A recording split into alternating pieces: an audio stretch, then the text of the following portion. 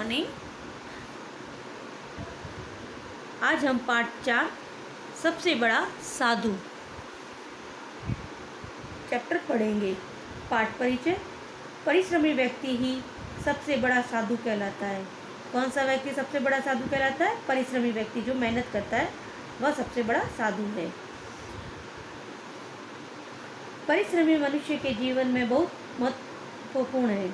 परिश्रम मनुष्य के जीवन में बहुत महत्वपूर्ण है। न केवल मनुष्य अपितु दूसरे जीव जंतुओं के लिए भी परिश्रम का कोई दूसरा विकल्प नहीं है। प्रस्तुत कहानी द्वारा लेखक हिमांशु जोशी, लेखक कौन है इनके? हिमांशु जोशी जी ने यह समझा रहे हैं कि ईश्वर उसी को सिद्धियां शक्तियां देते हैं जो कर्मशील होते हैं। ईश्वर सिद्धियां और शक्तियां किसको देते हैं? जो कर्मशील होते हैं।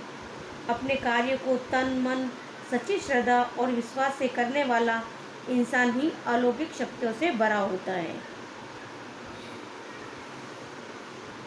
यानी जो व्यक्ति मन परिश्रम करता है या मेहनत करता है वही आगे बढ़ता है।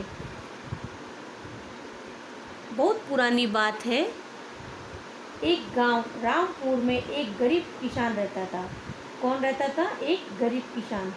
उसके पास अपनी जमीन नहीं थी, परंतु खाने वाले 5 मुंह, यानी कमाने वाला एक और खाने वाले अधिक सदस्य थे। वो खुद, उसकी बीमार पत्नी, उसके 2 छोटे छोटे बच्चे और रिश्ते की एक अनाथ बच्ची जो उनके साथ ही रहती थी। वह दूसरों के खेतों में काम करता था। जो एक गरीब किसान था वह किसी दूसरों के खेतों में काम करता था। सुबह उठते ही खेतों में मजदूरी करने चला जाता और रात के अंधेरे में लौटता था। 2 वक्त की रोटियों का इंतजाम करना ही उसके लिए मुश्किल हो रहा था, इसलिए पत्नी का सही इलाज नहीं करा पा रहा था। गांव के पास एक घना वन था। वहाँ एक प्राचीन मंदिर था। वहाँ एक बहुत ही प्रसिद्ध साधु रहते थे, जिनकी सिद्धियों की चर्चा चारों ओर फैली हुई थी। किसान इतना व्यस्त रहता था कि वह कभी भी मंदिर नहीं जा सका, परंतु वह श्रद्धालु था। वह दिन भर का थका होता था और कब लेटते ही उसे नींद आ जाती उसे पता ही नहीं चलता। यानी जो मेहनत करता है तो वो थक जाता है, थकने के कारण हमको अच्छी नींद आ जाती है।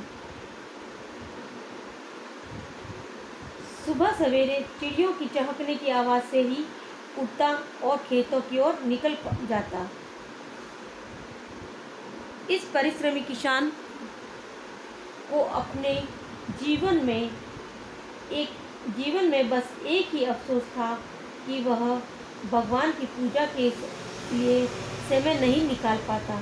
यानी जो गरीब किसान था उसको एक बात का अफसोस था कि वह कभी भी मंदिर नहीं जा पाया और भगवान की पूजा अर्चना नहीं कर पाता, उसको टाइम नहीं मिलता।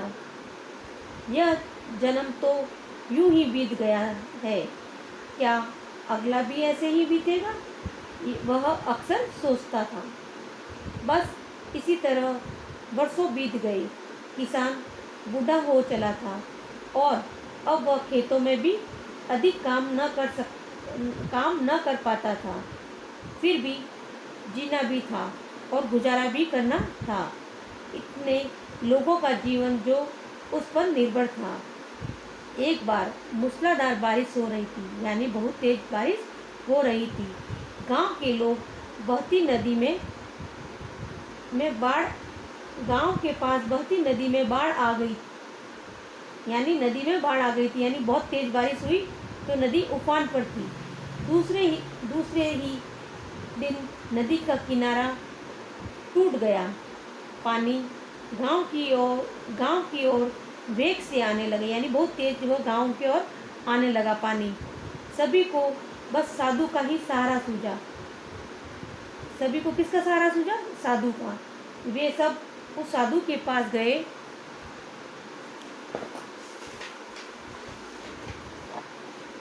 और विनती की, अब आप ही हमारी रक्षा करो, हमारा गांव डूब रहा है। यदि और पानी आया तो हमारे खेत खलियान डूब जाएंगे। और हमारे पशु बह जाएंगे। यहाँ तक ही पढ़ेंगे हम। इस कहानी में बताया गया है कि गरीब किसान होता है, वो दिन भर मेहनत करता है, अपना खेत जोतता है, लेकिन वो भगवान के मंदिर कभी नहीं जाता है। वो सोचता है कि मैं ऐसे ही बूढ़ा हो जाऊंगा। एक दिन वो बूढ़ा हो जाता है और गांव में भारी बारिश होती है और वो बारिश का पानी पूरे गांव में आ जाता है। और बचने के लिए सभी लोग उस एक साधु के पास जाते हैं और उपाय पूछते हैं। आज हम यहाँ तक ही पढ़ेंगे। आपको शब्दार्थ करने हैं। लेसन 4 सबसे बड़ा साधु के शब्दार्थ करने और भाषा व्याकरण में प्रश्न क निम्नलिखित वाक्यों में रंगीन शब्दों के विलोम शब्द द्वारा रिक्त स्थान भरिए। सूर्य की प्रथम किरण ने, ये है उजियारा विलोम शब्द। इसका उजियारा का विलोम शब्द क्या होगा? अंधियारा। यहाँ पे क्या लिखोगे? अंधियारा। फिर है इसमें सेकंड में कौन सा विलोम? रोगी का विलोम शब्द क्या है? स्वस्थ। फिर है थर्ड में अनाथ का विलोम शब्द क्या होगा? सनाथ। फिर है फोर्थ में प्राचीन मंदिर, प्राचीन का विलोम शब्द क्या होगा? अर्वाचीन भी होता है, नवीन भी होता है, आधुनिक भी होता है। आप अर्वाचीन लिखोगे। ओके। फिर है फिफ्थ में असामान्य का विलोम शब्द क्या होगा? सामान्य। अब मैंने बताया आपको, फर्स्ट में अंधियारा, सेकंड में स्वस्थ, थर्ड में सनाथ, फोर्थ में अर्वाचीन और फिफ्थ में सामान्य। ये खाली जगह साथ में बता रही हूँ, भरोगे और कॉपी में करोगे। फिर है ख, दिन के आगे भर जोड़ देने से दिन भर बन जाता है। उसी प्रकार अलग अलग प्रत्यय लगाकर नए शब्द बनाइए।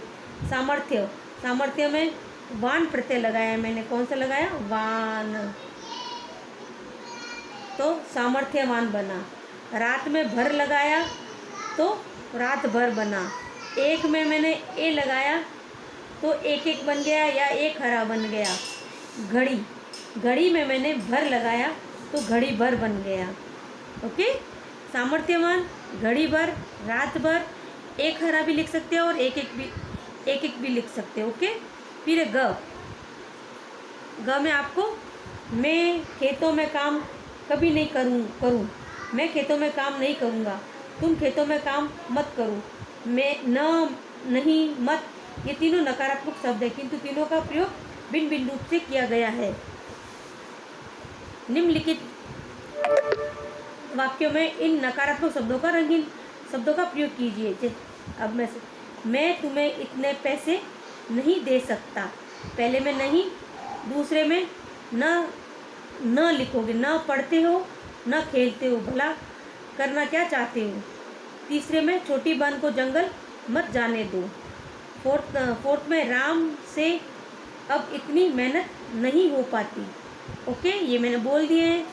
आपको क्या क्या करना है? सब पार्ट 4 के शब्दार्थ, भाषा व्याकरण का प्रश्न क, ख, ग तीनों करने हैं। क्या करना है आपको? पार्ट 4 के शब्दार्थ, भाषा व्याकरण का प्रश्न क, ख और ग करना है। ओके। और मंडे को कॉपी चेक कर